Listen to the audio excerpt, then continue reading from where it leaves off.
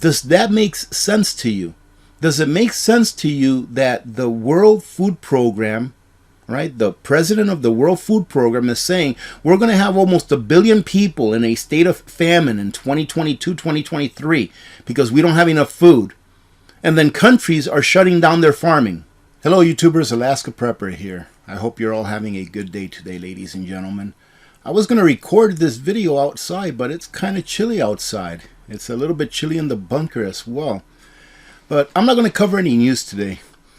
And it's because I really want to have a talk with you all, especially those of you that are not yet awake. And if you're not yet awake, meaning that you think that everything's going to be all right as far as you being able to live in the normalcy in which we've become accustomed to for the last several decades, if not for some of you, your entire lives, then I'm afraid you're mistaken. I had a thought this morning while I was looking through the news and drinking some of my coffee. And it was a conversation that I had with one of my brothers a long time ago. I think I was still in my mid to early teens. And he started talking to me about how bankers and a small group of elite were looking to take over the world by controlling the actions of everyone in the world.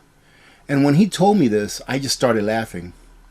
I looked at him and I laughed at him just like many people look at me and a lot of us here on social media and laugh at us because they just can't believe that. Well, ladies and gentlemen, let me tell you, first of all, it's a fact that a small group of people are trying to manage the world all the way to the individual person, all the way to you, to me, to how we behave. That is a fact. They've been advertising this now for years. During the time that my brother had told me this or was telling me this, they were not advertising it the way that they are now. Back during that time, maybe Papa Bush was saying that we will create a new world order. Who will be in charge of that new world order? And what happens if you don't fall in line with what that new world order wants you to be? We are all different. What is okay for us here in the United States and some other countries is not okay. And what is okay in some other countries is not okay here. Who is they, everyone asks me. You know who they is. They're all over the news. They're all over the propaganda. They tell us what they want us to think. As far as the mainstream media goes, I'm sure you can look this up, but I've seen more than one clip where they blatantly say it is our job, meaning the job of the mainstream media, to tell the people what to think. That wasn't misspoken. That was the truth. One of the few times that they do put out the truth.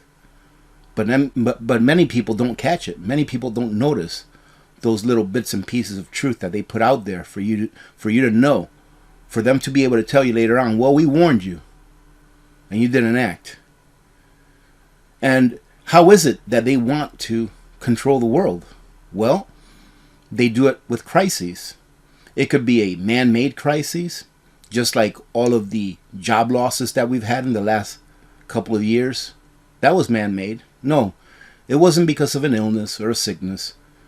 All of the people that lost all their businesses, lost their jobs, lost their life savings, lost everything they worked for all their lives, that was man-made. They lost everything because of the decisions that their elected or not their elected representatives made them endure. While they sat in their ivory towers with no worries and knowing that they would never have to worry about anything. You see, for many of you that don't understand this word or this phrase, Hegelian dialectic, go look it up. Study what it means. Educate yourselves. And of course, I'm not talking to those of you that are awake, that know what's going on, that knows what lays forward going ahead. Sorry about that. My fan turned on and it was making a lot of noise. But a Hegelian dialectic, or the Hegelian dialectic, is when a crisis occurs. It can be a natural crisis or it can be a man-made crisis. In the name of government, more than likely it's a man-made crisis. And then what they do is they sit back and they see how the people respond and react to that crisis.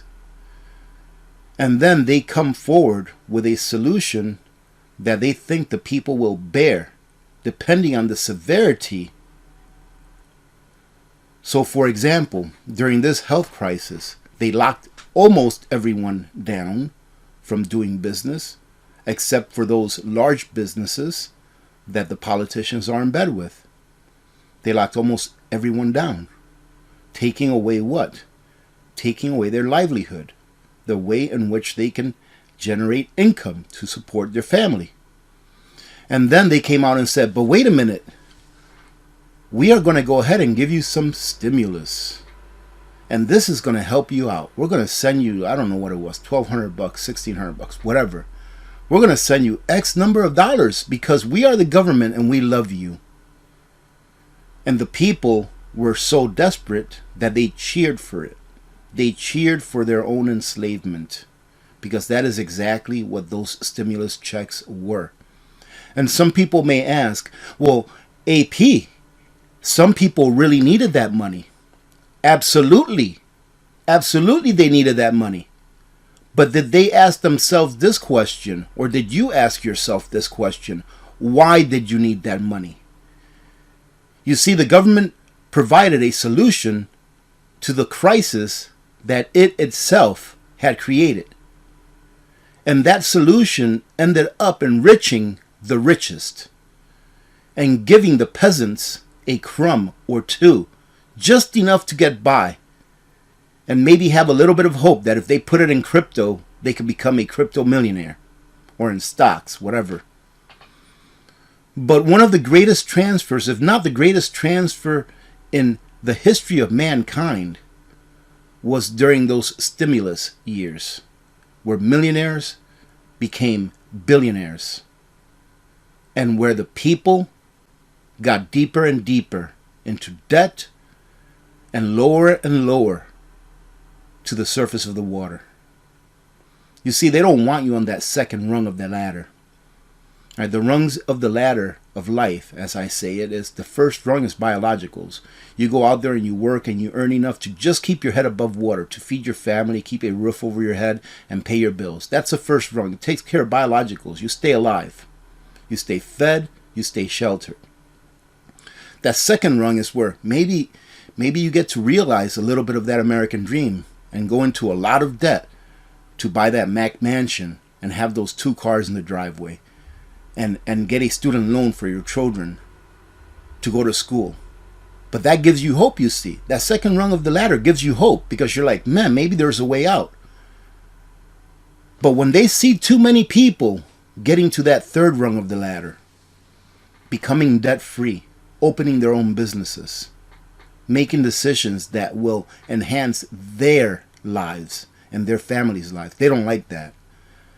Because that gives the people too much power. You have to understand that the middle class is the biggest population in the U.S. and in pretty much any country. The middle class is what makes up most of the U.S. And the middle class is what gives the United States strength.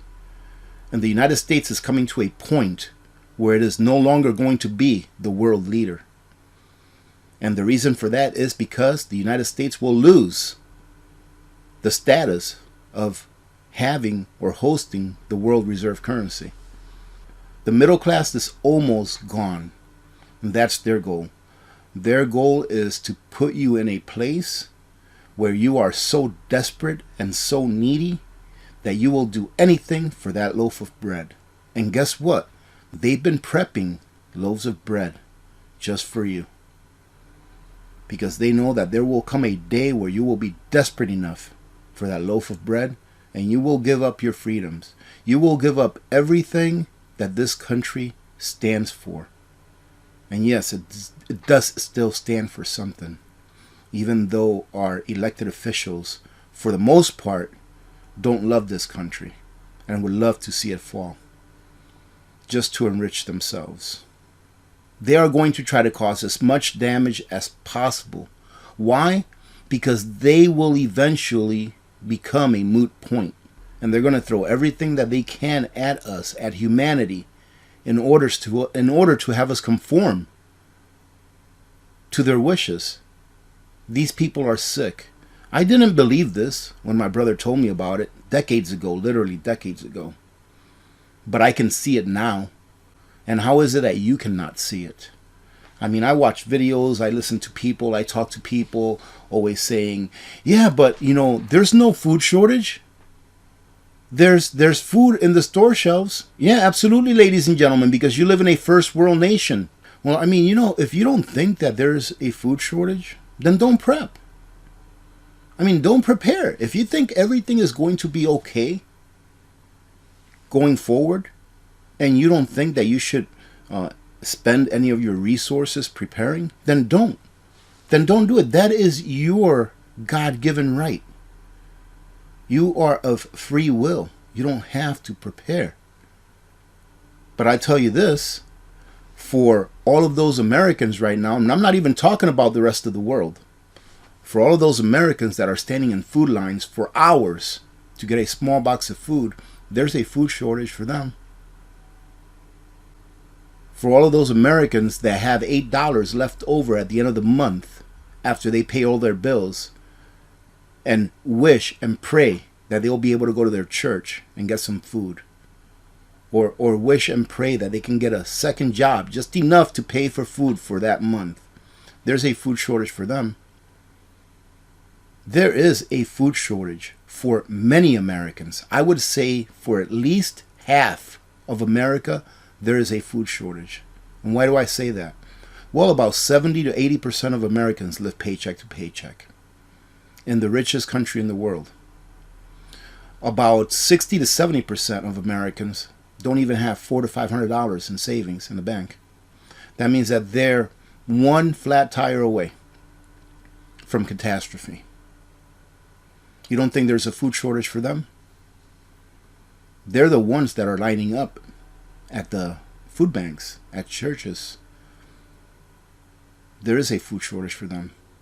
And when many don't understand, and most that maybe don't understand this, may be people that are well-to-be, that make a good income, but you are in the minority, if that's you. What you don't understand is that it's coming for you. Just give it time. Inflation will catch up to the upper middle class. I was taking a look at my expenses last month, and it used to be where my retirement check that I get from the Army, it used to be that was enough to pay for everything in our household, for an entire month with no problem. I was like, yeah, I've got it made for the rest of my life. My pension covers everything. Yeah, we can't get the very best of everything or stuff like that, but it covers everything. We can live. We can live decent. We can even save enough to go fishing every now and then. But even now, after being retired for, I think I'm, 6 years, going on 6 years being retired, even now, even with the cost of living adjustments that have been made to my retirement, the amount of nominal dollars that my retirement has gone up monthly doesn't buy me as much as it was buying me when I first retired. Meaning that my retirement paycheck when I first retired could buy me more than what my retirement check can buy me today, even with a cost of living adjustment for the last 5 to 6 years. So it's going to catch up to everyone. But are you going to be prepared for that? I was thinking about a conversation that I saw in a video in a food bank, and the lady that was there, it wasn't Fairbanks Food Bank, but the lady that was being interviewed, she said that many of the people that volunteered at the food bank, that they are now recipients of the food bank's charity because they themselves are having hard times. Now think about that, ladies and gentlemen. That's the average American out there. That's the average person out there. That's what average is nowadays.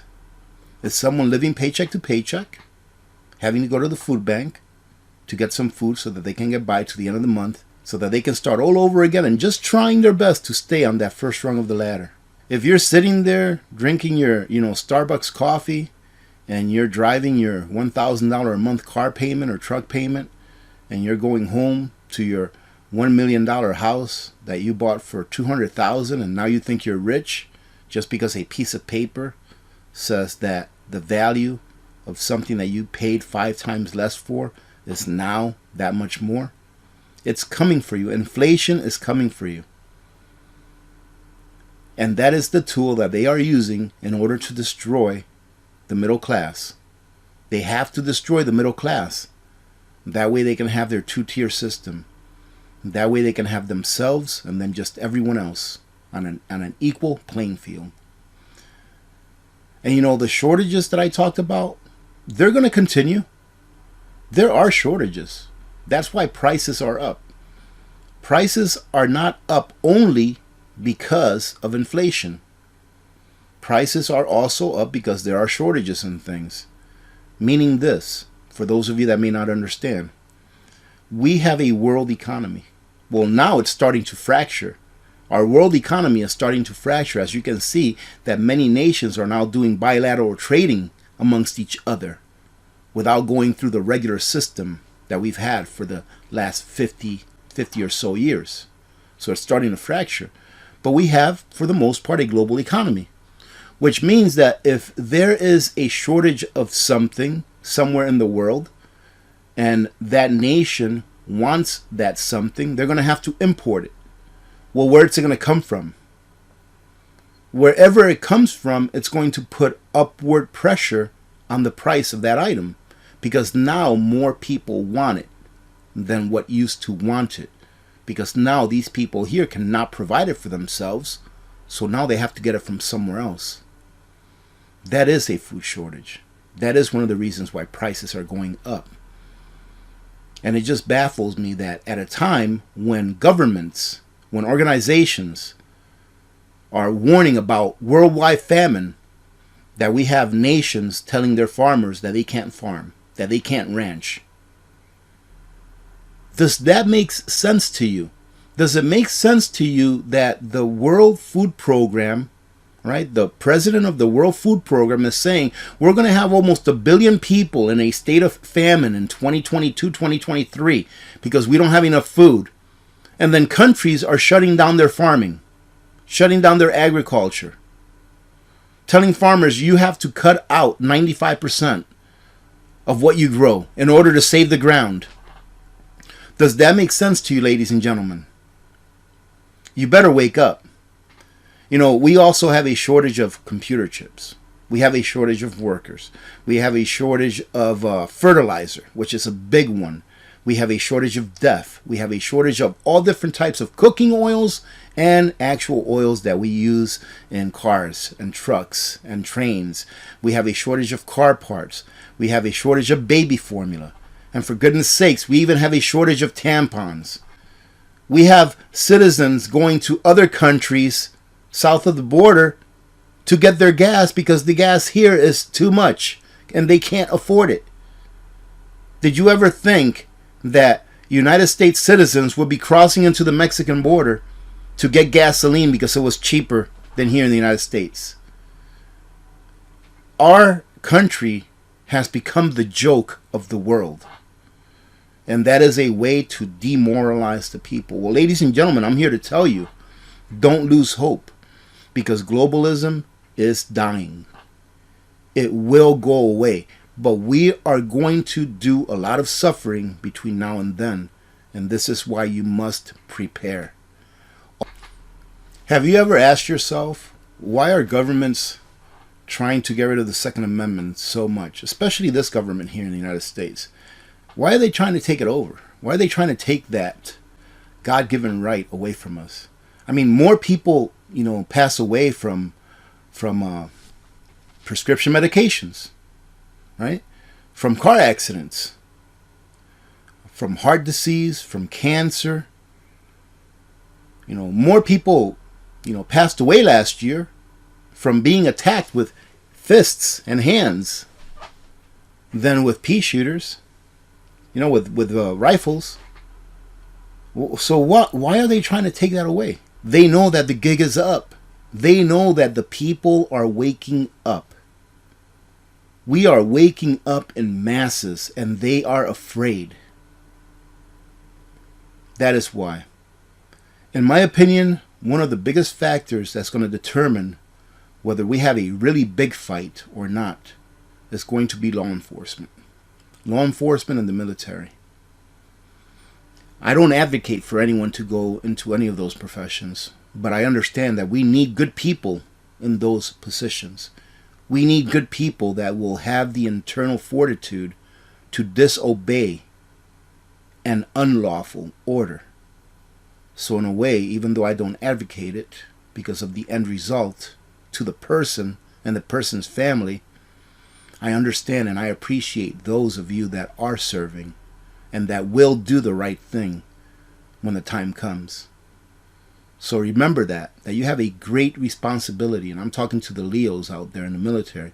You have a great responsibility, and that great responsibility bestowed upon you when you raised your hand and took that oath is going to determine to a very big part, in my opinion, on whether America stays free or whether it just goes into the kind of a world that they have planned for us, which is totalitarianism. I was watching my little motivational videos that I watch. Every morning I go and I watch a little motivational video. And sometimes I watch a funny video, like the one that I started yesterday's video with, right? And today I was watching Shaquille O'Neal. And when I say Shaquille O'Neal, most of you, if you know the name, if you're sports fans, you'll know already that he is a former basketball player, NBA player, very famous. Is ranked as one of the best basketball players that there was. And when people hear that name, that's what they associate the name Shaquille O'Neal with. But do you all know that Shaquille O'Neal is like a philanthropist? That he has decided to take a lot of the money that he earns and give it away to people, give it away to organizations, trying to make not only his community better, but the community in which he grew up. He hasn't forgotten where he came from. He goes back to Newark, New Jersey, and takes care of his community there, the one that he grew up in. But you don't really hear that much about that. You don't really see that on headline news, that Shaquille O'Neal is a philanthropist and that he has decided to give what he earned throughout his life's work, to give back. You don't hear that in the news, that Shaquille O'Neal thinks that people ought to be able to make their own decisions when it comes to their health. You don't hear that. But he's stated that. I've heard him. I've seen him on an interview here probably about a year ago, where he said people's bodies are their bodies. They should decide what they can put in their body or not. You don't hear that. Only of these elites that have generational wealth would do what Dr. O'Neal is doing. Would, instead of trying to control the world, that they would try to better the world by giving someone a hand up instead of a handout. Stimulus, handout, stimulus. What has a handout ever done for anyone?